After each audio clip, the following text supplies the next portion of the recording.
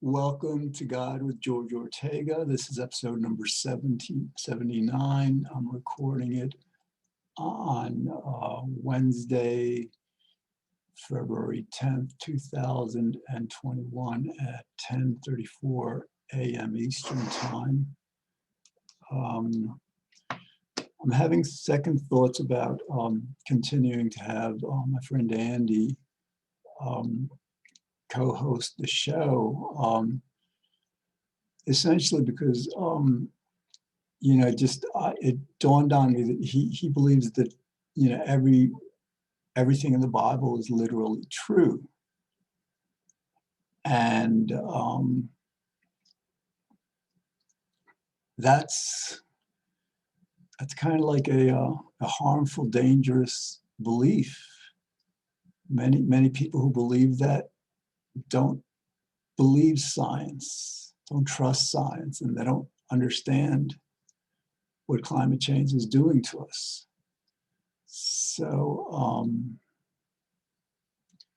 so I'm going to try to work with him, I think, to get him to understand that no, slavery is not good. That many things that they did in the Bible we shouldn't do, and that many things they said happened didn't happen. And also, try to help them understand the morality of it. That it's just like it's sinful to believe something like that that is causing so much harm to our world. But so I got to talk to him later. So the impeachment trial begins today, and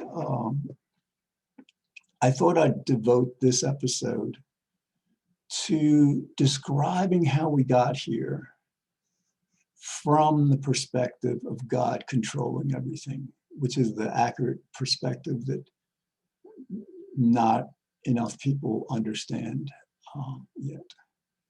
So the idea is that Trump supporters are angry. They don't trust our government. And the Democrats haven't sufficiently helped them.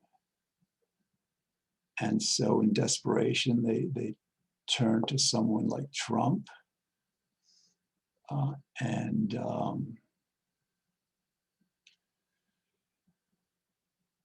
not realizing that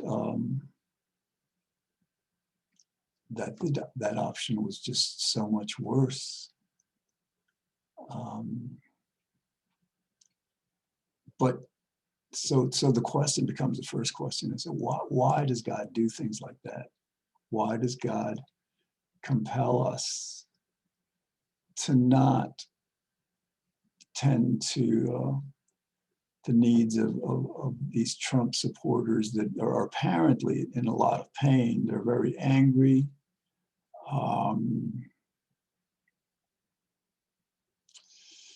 Why does God do things like this? And I'm going to take an optimistic approach, or as optimistic as you can get, I suppose, considering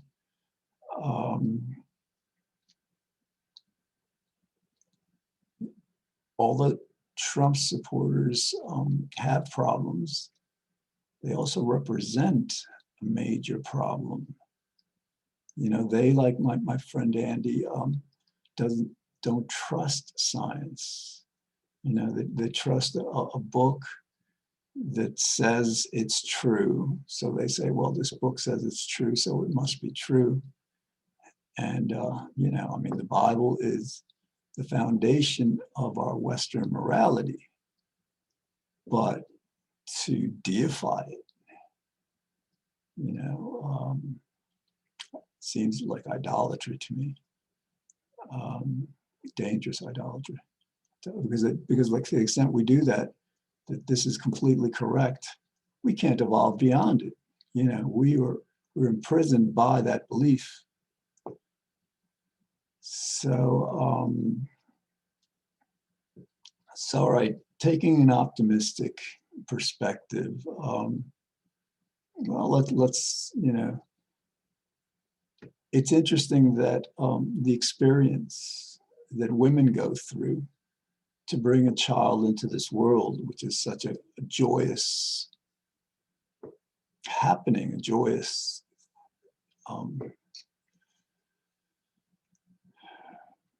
much more than an event, a joyous evolution. To have that experience be so painful is a profound irony. You know, like, why would God make something that's so wonderful so painful? You know, to get there. And I don't have a good answer to that. You know, but it seems that that is the way our world works to a certain extent in some ways. Slavery was a horrible institution, and to end it, we had to go through a civil war. Fascism was horrible. The hatred it bred was horrible, and we had to go through a world war to end it. And it's, you know, and so, you know, I don't want to paint a perhaps inaccurate picture of our world right now, because, you know, on the other hand, yes, we have suffered a lot. People continue to suffer a lot, and we need to do a lot to help us, ourselves, to help them. But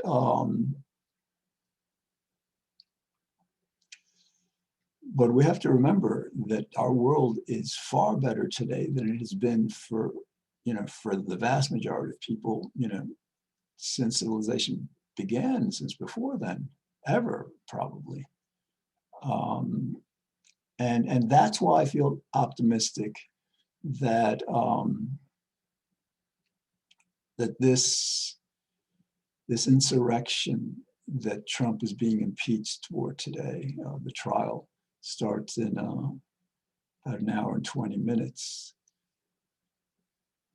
I believe is a step in our evolution toward an even better world. And I believe we should actually feel very fortunate, because rather than having this be a military conflict, you know, like the Civil War was, armies against each other, we had the insurrection that showed us where all that would lead if we let it. But thankfully, that seems to be, for the most part, the extent of the violence. We seem to have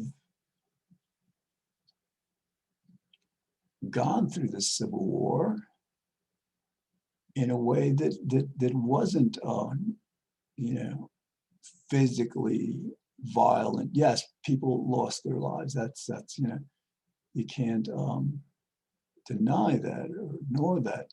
But relative to how many people lost their lives and were hurt, and, you know, the destruction of the Civil War, you know, again, I think we're very fortunate that God is choosing to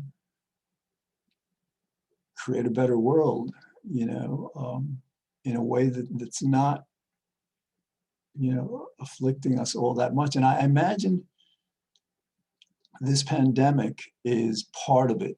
You know, it's God's way of saying, listen, you know, climate change is happening. That's your main challenge for the rest of this century until 2100.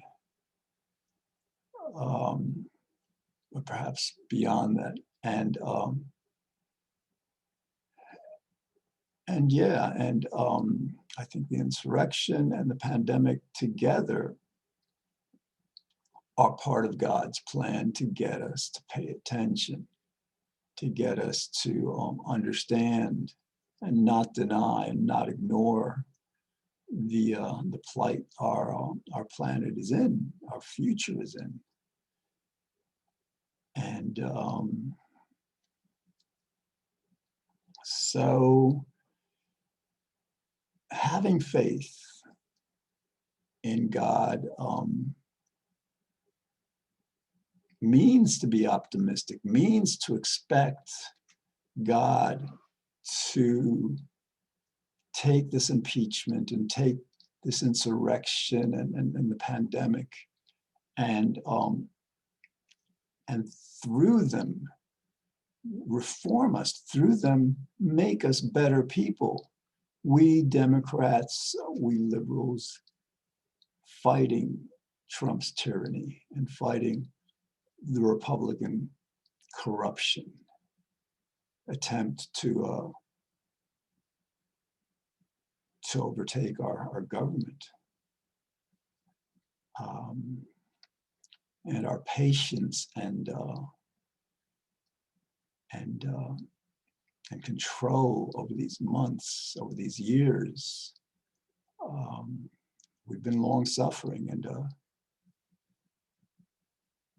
I believe God will reward us. We did a lot under Johnson in the 60s. The Great Society, Medicaid, Medicare. So much good happened back then, and it seems that God is preparing this country and presumably the world for much greater goodness. You know, we're always trying to make things fairer and kinder, to have our blessings be more accessible to more people. And it takes major changes, and so that's where we are now.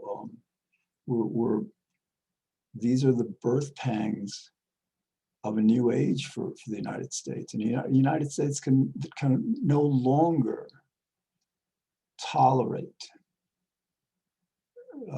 Trump's rhetoric, Republican rhetoric, Republican irresponsibility. The Republicans have become like the new Nazis, really, of the world. Except the Republicans, threaten to kill many more people over the decades because of climate change, because their refusal to acknowledge what we must do and to work with the Democrats to do it. And so I think they're finally beginning to understand how wrong they've been, how corrupt they've become, how much of a danger to our democracy they represent. And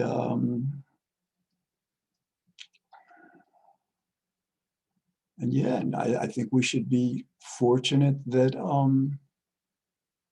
that we don't have to go through another, military civil war. That this is apparently as bad as it gets. And so what's interesting is now comes the part of getting things done. And so, all right, I want to try to keep God in this as much as possible, because again, our perspective is our tendency is to just see the world and not see God in it. And when we do that, we're bound to mistakenly perceive things, because the kinds of answers we would arrive at for the questions of why we do things, you know, um, are different than the kind of answers that arrive when we ask, well, why does God do something? You know, because we are, you know, we're so different in a certain sense from God. Um,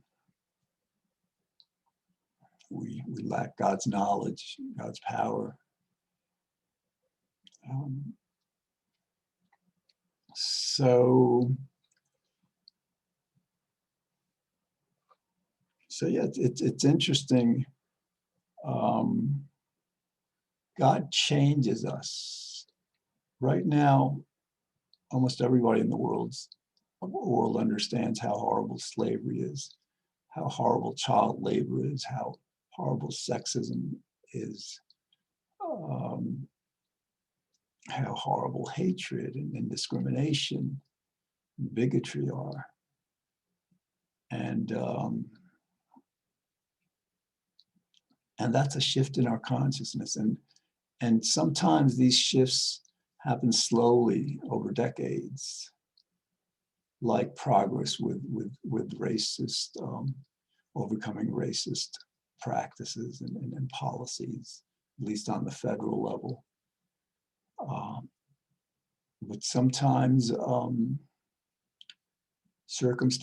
God brings circumstances together in such a way that great progress is possible in a very narrow band of time, in months and years rather than decades. And this, I believe, is where we're headed because the danger of the Republican Party is now as clear as it needs to be, and because we can't afford to have these people corrupt us, destroy the future of our children and grandchildren. And so now this mind shift to a great extent is going to be on their part. They have to, it's like, as individuals, people come to see God. People, for example, do things that are wrong, and then they suffer. God accuses them and convicts them and punishes them. And through that process, we as individuals, this happens to us. we reform ourselves, we learn from our punishment, and we become different people. And this is where the Republican Party is right now. God is reforming the Republican Party. And it's not just, in order to reform the Republican Party, the Democrats have to be moral enough. And might as well talk about this because I don't want to, singularly demonize the Republican Party. We have 4 major sins in our world today. The first is that we torture and abuse tens of billions of farm animals every year. This pandemic is probably, excuse me, probably God's punishment for this decades-long horrible cruelty that we should have ended so many years ago. The second great sin is abortion. We kill as many unborn lives every year in our world as die of every other cause combined. Think about that. That's got to be wrong. That's got to be really wrong. And this is Democrats, this is liberals, maybe not so much liberals. we liberals tend to care about life more. I don't know. So anyway, the third great sin is global poverty. You know, 1 out of 7 of us live in extreme poverty. Their children under 5 die at a rate of about 10 million each year, unnecessarily, because of our greed, our selfishness, our indifference. And now, as I say that, I'm reminded by God that, wait a minute, you know, don't condemn yourselves, don't condemn each other, because this is me. I have decreed, I have compelled you to do these things. And yeah, it's wise to understand that, but it's also wise to keep in mind that that in order for our world to continue to get better, we need to address these problems. And the fourth great sin is you know, ignoring climate change, just giving up on the future, throwing up the white flag, just saying, well, you know, I'm going to make a lot of money now. I'm going to just like continue making a lot of money, and you know, the future is going to have to just fend for itself. That's what we're saying about our children, our grandchildren, our great grandchildren, and and they're you know, unless we reform, unless God reforms us, they will view us as so much worse than the Nazis, so much more murderous, hateful of their future. So, but again, like to understand God well is to understand that all this is God's will. And so we don't have this huge burden of misplaced guilt. You know, yes, we perceive that we're doing these great sins that we need to change, but we also understand that this is God's will. That we know we don't have a free will. We're just manifesting God's will, and that absolves us. You know, it doesn't protect us from God's punishment to the extent we continue to do these sins, but it absolves us of at least a fundamental responsibility. And then now here's where it gets surreal, that, you know, that and you know, it's unavoidable that, well, yes, God has been making us sin and punishing us, but we can't do anything about it that God doesn't will either. I mean, I think, you know, we were designed to be good people. So we were designed to hope and pray that that we become more and more virtuous, so we become more and more happy and enjoy life more. But we know, you know, we also know, again, to the extent we do that, how we do that is not up to us. It's up to God. And again, it's surreal because even though it's God's complete decision how we progress, how we move into the future, we recognize that our actions are part of this. So we understand that prayer to God, asking God to reform us, to reform the Republicans, to basically make us better people so that we can safeguard our children's and grandchildren's future, and so we could just continue to right so many of the wrongs that that still afflict us.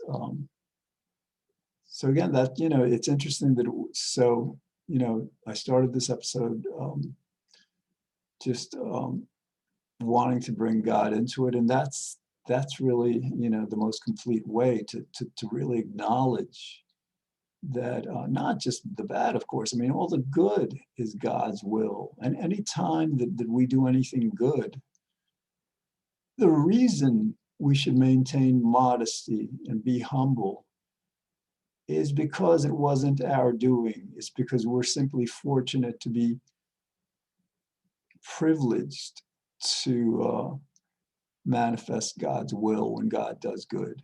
God doing good through us, it feels good, and we should enjoy that. We shouldn't feel proud again because it's not our doing per se. We should feel grateful that God has chosen us to do this good, has allowed us to do this good, and then allowed us to, God has, because when we do good, God rewards us. And we understand this, we know this. So, we do good, feeling good about expecting a reward from doing that good, and we feel good when we get the reward. And now this is the kind of world I believe that God is moving us into, that we really acknowledge that understanding much more fully, much more directly. Not that it's something in the back of our mind that we don't think about much. All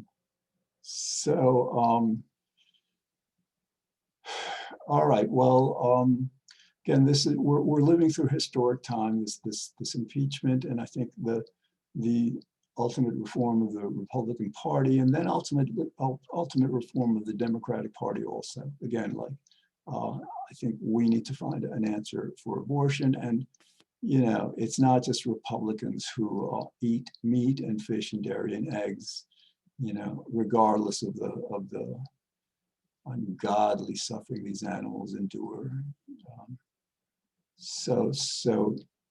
It looks like we're looking at a global moral reformation that's necessary for it to continue, into a worthy future worthy of the name.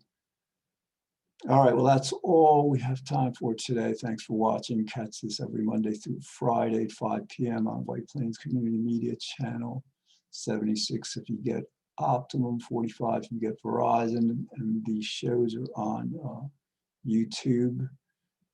And 79 episodes, is it? This is definitely changing me. Yeah, and so I'm just looking forward to greater, because basically it's reforming me. It's bringing out hopefully better parts of me that aren't ordinarily. Just thinking about God makes us better people. To the extent we understand God better, we become better people. So that's not just me. That's you who are watching this. So thanks for watching, and God willing, I will see you soon.